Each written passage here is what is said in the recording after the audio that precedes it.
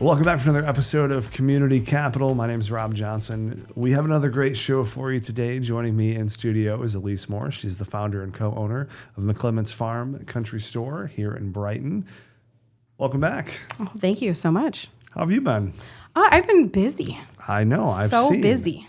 That's really cool. So, McClements Farm Country Store here in Brighton. Yep. So, walk me through the why behind it.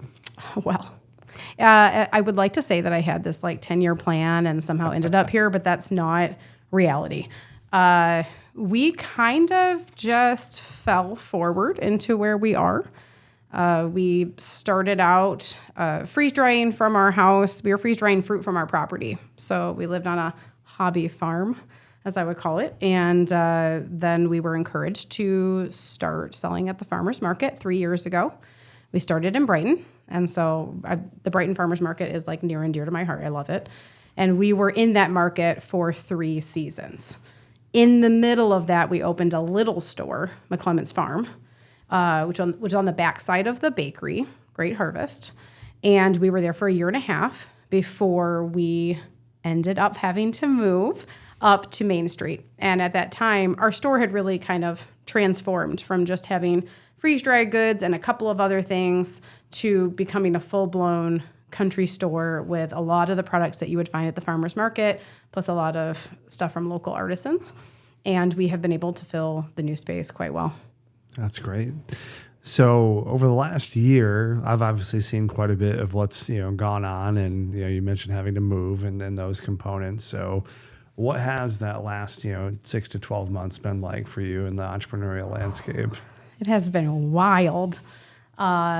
This time last year, or a little bit earlier, let's say last spring, we were kind of at an impasse when it came to our business because we were still in the farmer's market.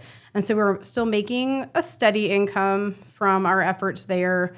And then we would sell during the farmer's market in the store because people would see our door open and they'd come in. And a few people came because it was a destination to come see the freeze-dried goodies and stuff. But as a whole, our sales were not great. We were surviving. We were paying our bills. We were getting by. And I told my husband I was worried that we would get to the end of our lease and we'd be like, okay, that was an experience. And then it would just be over. We weren't going to fail. We just weren't going to keep going.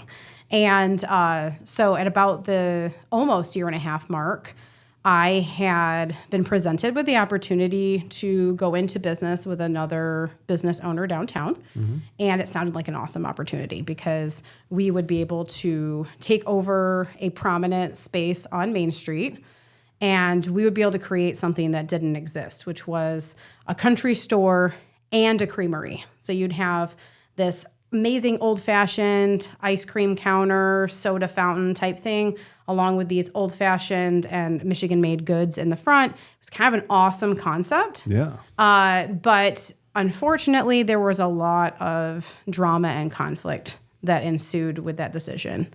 And that was a really rough time. So we're talking this time last year, June, July.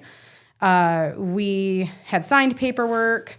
My husband and I, the other couple, we were going to go into business and things started to become harder and harder for us to work together.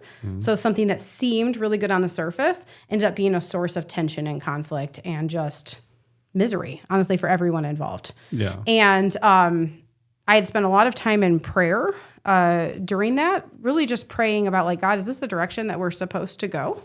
Because one of my prayers, he doesn't always answer audibly, right?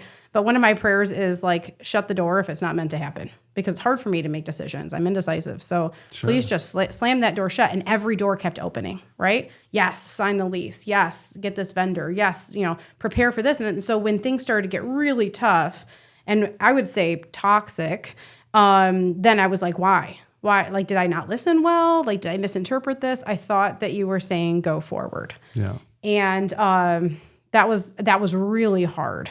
And at one point, I had discussed with my husband, I said, I have a pit in my stomach every time I come to work.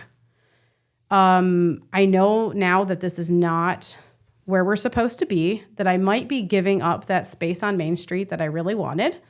But I also know that we might be putting our entire business in jeopardy if we back out of this partnership. And that was hard. And I had to then pray, okay, God, like if you're going to take this, please make me okay with it. Right? Because that's like, it's everything I had poured myself into for the last like 2+ years. And we might be just losing it.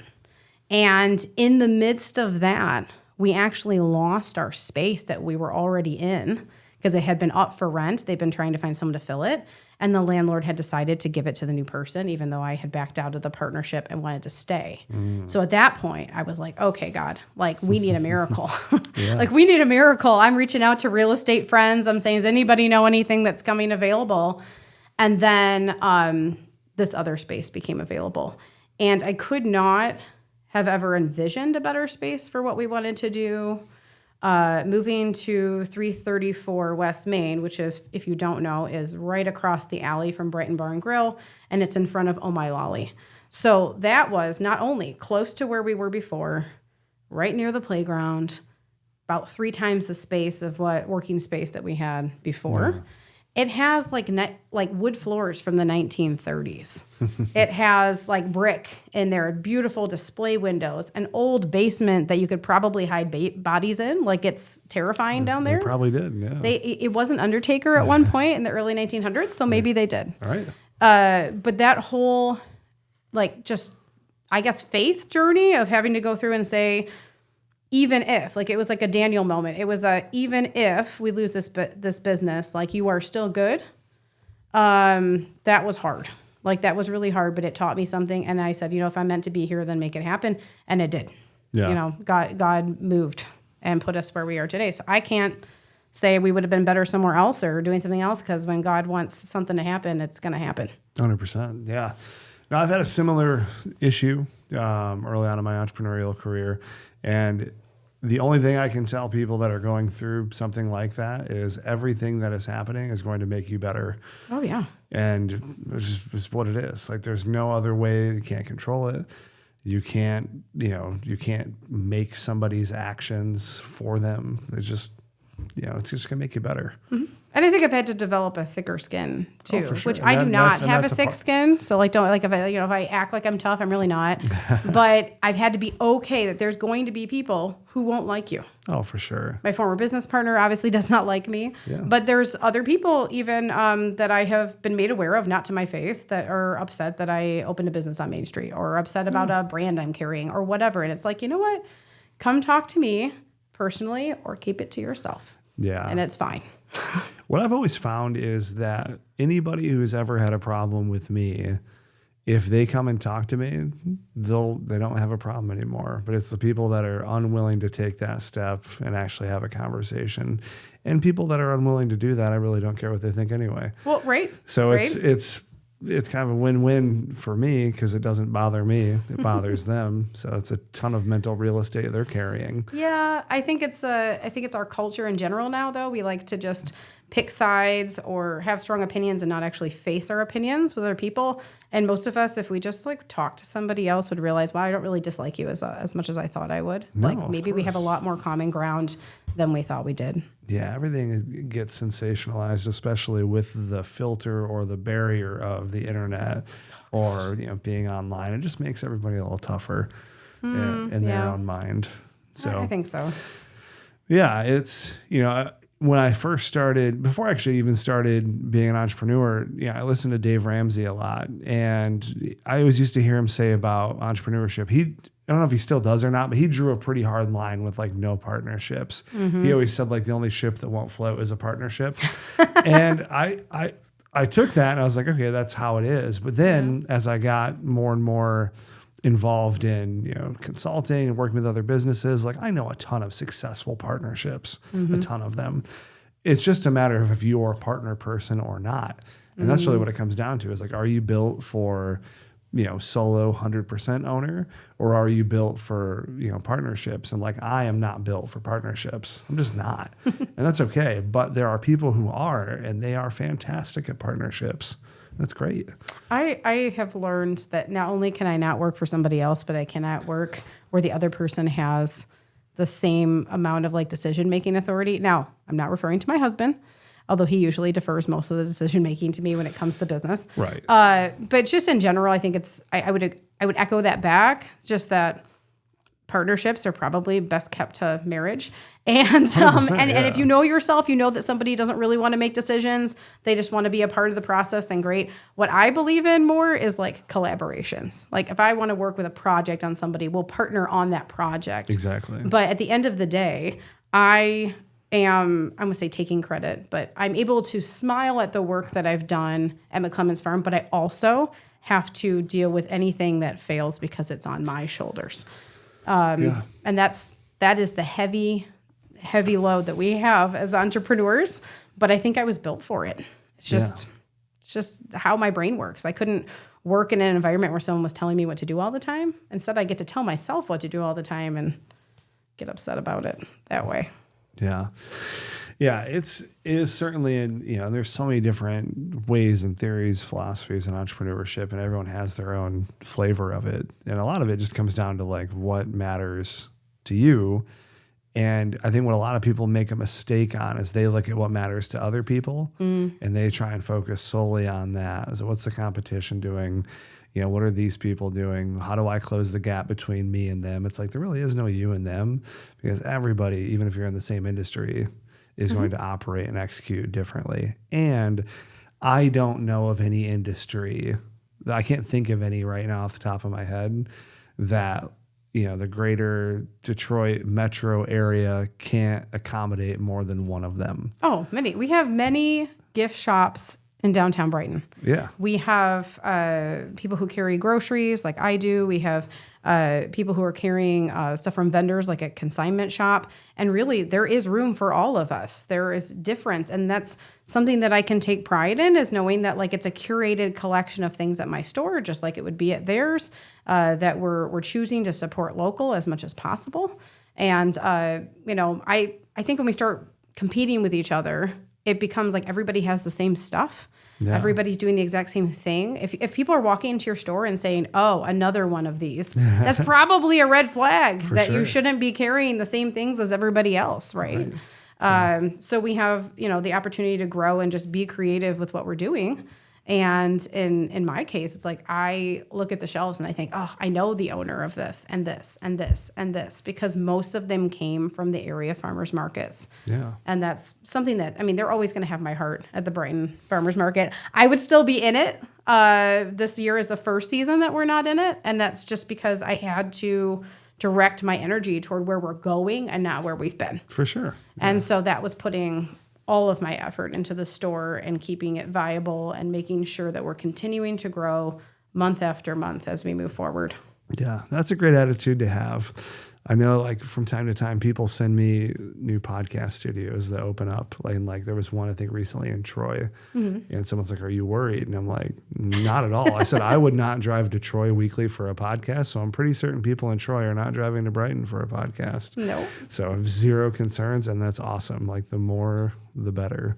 I think there can be a temptation there, though, to when you see something new popping up that might be similar, to kind of study what they're doing and say, oh, I'm worried because they might be similar.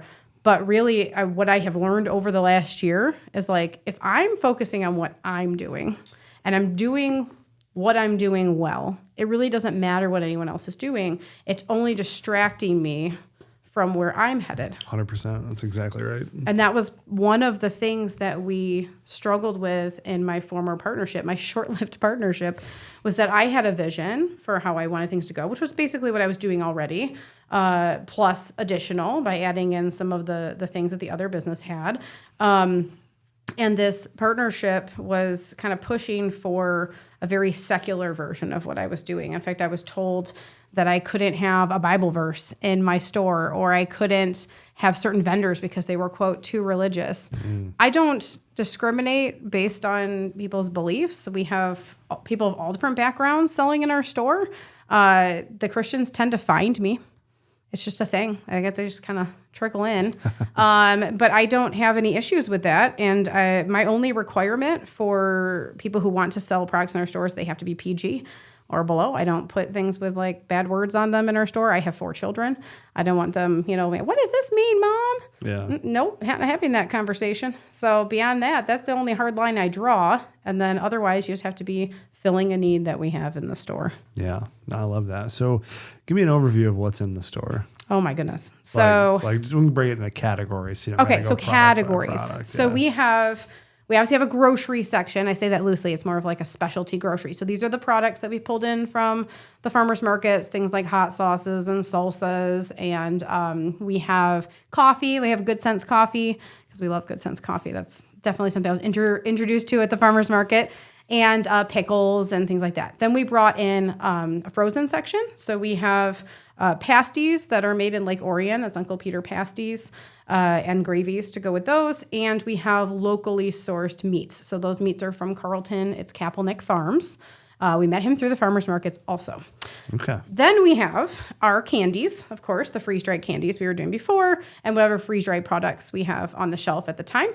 We have an entire section of like handmade crafts. So these are going to be sewn products, home decor, your tumblers and various. I mean, we even have like felted art on our walls, photography, watercolors, all that. Okay. Then we have skincare. So that's our tallow and soaps and laundry detergent. We have goat's milk soap. There's a lot of like natural things like that, and then tons of snacks. Okay. Tons of snacks. Like that's like if I could just invest in snacks all day, that's what I would do because it's a fun and everyone can find something that they like. Awesome. And when did this location open? We opened November 15th of last year. All right. So just a little under a year in. Yeah. So we were homeless for about, we ended like, I think it was like October 6th or something like that. We had to pull out of our old location, move everything into a storage unit and my house, and then pull everything back out November 1st. So it was about 3 weeks of us having, being kind of homeless and being closed. It was a nice break. I got to do a lot of things with my kids during that time. So that was just like me blocking out the world and saying it's going to be okay. Yeah. And then hitting the ground running right before the holidays. Okay. All right. So a little under a year in, and how's it going? Oh, it's going great. I mean, I don't know that I was ever mentally prepared for retail holiday shopping as a store owner. I remember like I lost weight rapidly just because I didn't have time to eat. Yeah. Like I've gained it back. It was winter, but it was rough for those like 6 weeks, but good in a good way. And then that gave us an opportunity to figure out, okay, trial by fire, what things do we need to change? Yeah. Building up to the next busy season, like getting a full barcoding system in place, making sure that my systems to train new employees were in place because we really just had people who kind of understood what they were doing and I was always there. And I need to not always be there. For sure. January is an atrocious month in retail. Okay, I'm not going to sugarcoat it. Bad, you mean? It's just bad. Yeah. I think people forget that we have a downtown. And then when I would like complain to a friend, I'd be like, oh, it's so slow today. They'd be like, well, I mean, I don't want to get off my couch. It's like 0 degrees outside. I was like, I didn't want to get off my couch either, but I'm here. Come on, people. Yeah. So January's rough, but every month from January forward has actually had higher sales. So we're trending right upward. And at this point, when we just finished June, we have sold as much as we sold the entire year of 2025. So, I mean, the move was totally worth it. Great. I love to hear that. Mm-hmm. So you mentioned something to me in the pre-show that I was a little surprised by. You said that you had an article that I wrote or a post. Yeah. Yes. So back in October, this would have been when I was not working. So I had time to scroll on Facebook. You had written a post, What Jesus Taught Me About Business. Mm-hmm. And not only was I pleasantly surprised to hear that you are a Christian, but then also read some pretty amazing things in here. And one of my favorites in here was profit isn't evil, but it's not the mission. Yeah. And that one really stuck out to me because I was going from a location that was not terribly profitable. It sustained itself, and that's about it. Yeah. Toward a huge opportunity. But I can't take my focus off of the mission. The mission isn't the money, although we all want to make money. I want to be able to hire people, bless people, do all those things. It really was, how am I going to be a positive force downtown where people could say, okay, we know that the owners of McClements Farm Country Store are Christians, and we like them. And my goal isn't necessarily always to be liked, but I think that there's kind of like this stigma, like that religious people are super judgy and super awful. you're on one side or the other. I don't want it to ever be like that in our store. I want people to come in and feel comfortable. Yeah. I want them to be willing to have conversations if they want to have conversations, and just to know that Jesus loves them. And that, like, us being in business, I don't know what that looks like month to month. I don't know long term what God has for me as a business owner, but I do know that if I'm putting him in front of everything that I'm doing, then whatever I'm doing is what I'm supposed to be doing at the time. Yeah. So that was a big part of it. I think it was just knowing that we're, like you said, we chase impact. You know, we chase transformation. We chase excellence. You're not just chasing money. You want to be doing what you're doing with excellence because you're using the gifts that God has given you to make a difference in your community. Yeah. Yeah. And I think when I look at business and how I consult people, and when people are always chasing profit or the bottom line, typically they'll sacrifice something that would have been a long-term gain to get there, and they don't see it until it's too late. So profit, incredibly important in growing and running a business. But if you prioritize that over everything else, more likely than not, you're going to sacrifice something that's going to hurt you in the long run. And people don't really think about it that way. So for me, like, I was super comfortable running at or under margin for the first few years I was operating because I saw the longer term picture. Like, I saw what we were building. So when people were like, man, you're investing a ton and kind of putting everything on the line to build this, why? It's like, well, I see the bigger picture. Like, I'm okay with, in some cases in the early days, making less than my employees, or, not having a ton of financial security in the early days. And that was okay for me. That was a risk I was willing to take because, our mission as a company is twofold. It's build people and build companies. And everything we do has to revolve around that. And if it's not, then we're not doing our jobs as, a leadership team. So when I wrote that, it was like, I don't think people think enough about the philosophies of their own business and why they're doing it. And I meet a lot of people, unfortunately, who are like, I'm going into this because it's a tremendous financial opportunity. And that can only last so long, because you can only be passionate about that aspect of something for a finite amount of time. Whereas, like, if you're super passionate about the mission or what's happening in the business or the growth aspect of it, that is infinite. It can be infinite. Right. Well, and in retail, I mean, when we started this, 3 years ago, or a little bit over, in the farmer's market, we were on trend, right? Freeze dried everything was the trend. You could not freeze dry it fast enough. I'd come home with empty totes at the end of the week, right? And then, and I said, we still are selling freeze dried items, but just not at that rate anymore, because now it's not as novel. Then I went to a show where I was right next to somebody with dirty sodas. Okay, that's like the next big thing, right? Yeah. And I did okay, but the dirty soda people, they had a line out the door. And so it was like, wow, like, that's the thing. And if I were chasing after the thing every time, we'd be constantly reinventing ourselves. And there is a part of that as an entrepreneur where you have to keep changing and assessing. 100%. But opening the country store really made it so that whatever the trend is, the core mission of what we're doing isn't changing. It's just, maybe there's different products on our shelves. Maybe we're changing things a little bit, but we're not going to chase after the next short-term gain. We want to become a mainstay place downtown.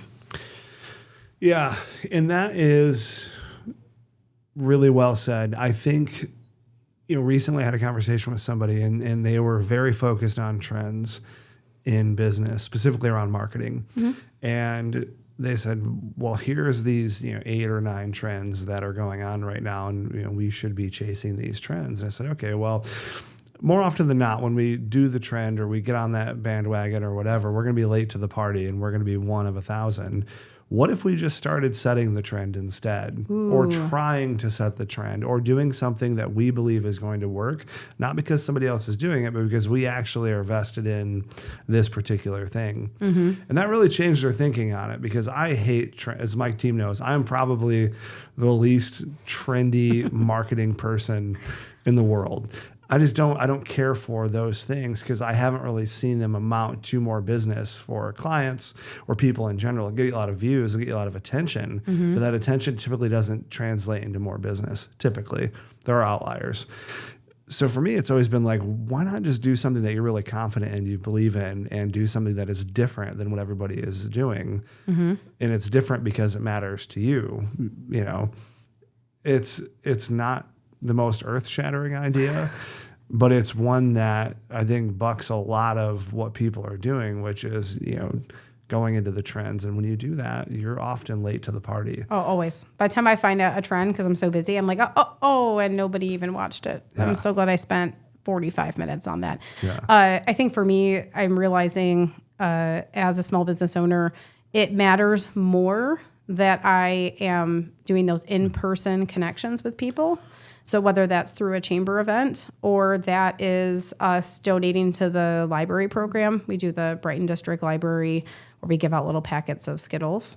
There's a cost associated with that, but that's bringing a whole family in our doors. And then I get to see them face to face and say, I'm so glad you came, see their children, and then they realize what we have and they come back. If I'm just hoping that I have the perfect algorithm and I get the trendiest video, you can have a super successful video.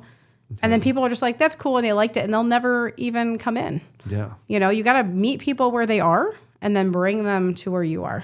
Yeah. And so I think that is a better strategy. Yeah, I just don't think business owners as a whole focus enough on long-term strategy, long-term vision. It's always short-term. What do I got to do right now? And sometimes that's important, especially if you're like a critical mass, you're just starting something new. Like for you guys, like you're probably, when you started, you're like month over month. Oh, yeah. Here's the month over month plan. Right. But there's so much value in going out to 10 years and saying, what does this look like in 10 years? And a lot of people are like, man, I can't even envision that. Like that's the point. Like you can't, and you should be able to. So spend some time envisioning it, and you're probably going to be wrong. But the point definitely 10 years ago, I would not have put myself here. Well, exactly right. But the point is, it's a moving target. So every year we update our 10-year vision. Okay.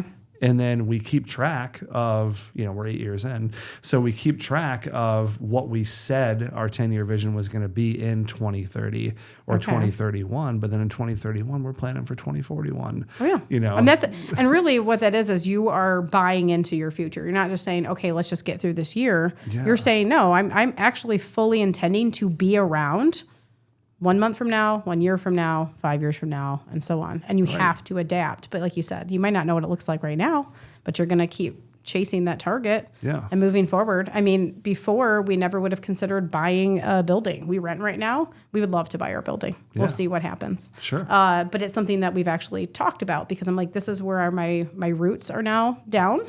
We are Brighton residents, so this is our home. Like we're building in our own community. And we would love to get to where we're a permanent mainstay in downtown Brighton. And like I said, 5 years ago even, I didn't have a business. So for me, I see why the small business owners are short-sighted is because you're wearing all the hats, like I do, doing all the things, dipping in everything, not doing anything well. And what I'm learning this year is how to delegate. Yeah. And if delegating the little stuff means I have more time to look at that 5-year plan and that 10-year plan, then I'm doing myself some favors. Yeah, I love that. Well, very good. Anything else you want the listeners to know before we wrap up today? Oh, just to come check us out. You know, just come see what we have. Recognize that some of the products that you love to see at the farmer's market, like you're going to be able to find them in our store when the farmer's market's not open. So yeah, come see us. We have a living room with couches and a TV that pretty much plays Disney movies on a loop. So it's a good place to get out of the heat too. Yeah, it's good for the husbands while they're right. Well, that is also true. Yeah, I often judge the quality of a store by what their seating area is for me when my we wife have a couch and a love seat. There is a Keurig if you're really nice. I might make you a cup of coffee, but we do have the TV as well. Well, it's 100 degrees outside, so I'll have to resort to an iced coffee probably. Right, fair. All right, very good. Well, Elyse, thank you so much for your time. Certainly appreciate it. Yeah, thanks for having me. Absolutely. All right. Everybody, that's going to wrap up this week's edition of Community Capital. We certainly appreciate you watching. If you're following along on YouTube, be sure to subscribe for all of the updates that are coming out of the chamber. If you want to know more about our guest today, check out the show notes for links to the website and social media. Apart from that, we'll catch you next week with a new show. Take care.